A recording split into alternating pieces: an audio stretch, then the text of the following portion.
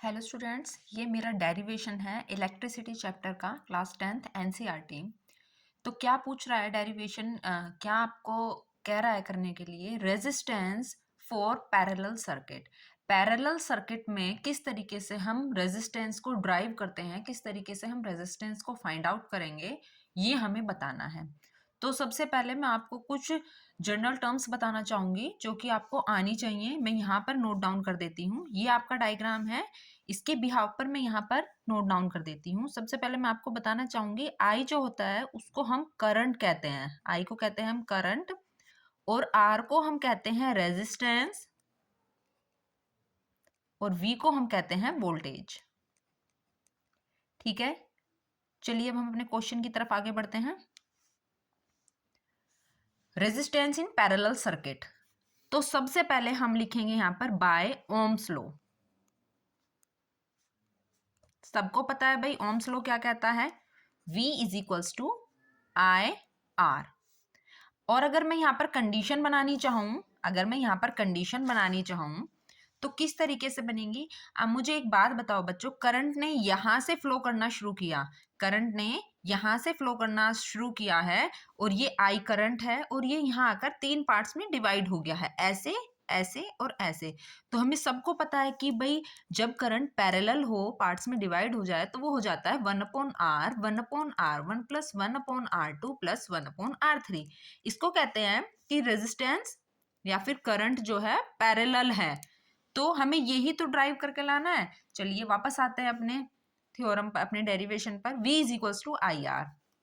अगर मैं V को यहाँ पर, V के साथ कोई चेंजेस नहीं करती हूँ, V को मैं साइलेंट रखती हूँ, V को मैं कांस्टेंट रखती हूँ, V is equals to I1R1 रखूँ अगर मैं, तो चलेगा, ठीक है। और अगर मैं V is equals to second condition के लिए I2R2, और थर्ड कंडीशन के लिए V is equals to I3R3। फिर वापस आते हैं इसी पर। और बच्चों अगर मैं इसको I1 is equals to V/R1 कर दूं तो चलेगा? हाँ जी बिल्कुल चलेगा। इसको I को यहीं छोड़ा और R1 को V के नीचे ले गए, डिवाइड में चला गया ये दूसरी तरफ जाने पर। सेम कंडीशन मैं I2 के लिए करूंगी, I2 is equals to V/R2। Equation number 2 हो गई ये मेरी। सेम मैं I3 के लिए करूंगी, I3 is equals to V/R3। चलिए जी, इक्वेशन नंबर 3। अब हमें निकालना है टोटल करंट, तो मैं लिखूंगी total current is equals to, current को तो I से रिप्रेजेंट करते हैं, तो I1 plus I2 plus I3। लेकिन टोटल करंट क्या होता है एक्चुअल में, यहां से देखें एक बार, V is equals to I R है, तो I टोटल करंट है, I is equals to V/R हो गया। ठीक है, बात समझ में आई, I is equals to V/R। लीजिए टोटल करंट V/R। अब I1 की वैल्यू हम यहां से पुट करते हैं, V/R1 प्लस सेम हो जाएगा V/R2 प्लस V/R3।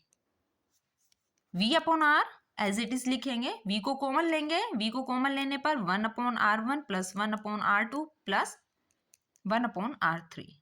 V से V कट जाएगा, तो ये आया 1/R is equals to 1/R1 1/R2 plus 1/R3। यही तो हमसे ड्राइव करने के लिए कहा गया था, ये देखिए यही तो कहा गया था।